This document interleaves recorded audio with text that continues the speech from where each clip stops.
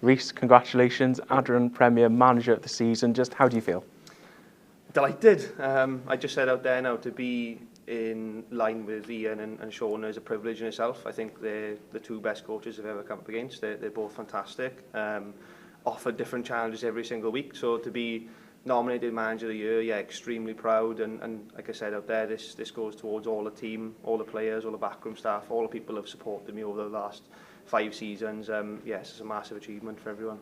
We talk about, you know, how incredible an achievement it is finishing second just behind Cardiff City. Now you've had a couple of weeks after the season's done. Can you comprehend what you've all achieved this season? Not really, no. It's a bit like a fairy tale story, I think, isn't it? You know, to get promoted into the Premier League and finish second and push the champions all the way up until maybe the last few weeks is something that we never dreamed of. You know, the goal for us was to stay in the league. You know, if we were to finish 7th, 6th, we would have been happy. But to finish off second in the league is fantastic, you know, and that's not me putting the group down, because I always believed with the talent we got, you know, some of the players we brought in this season, we could always challenge every team.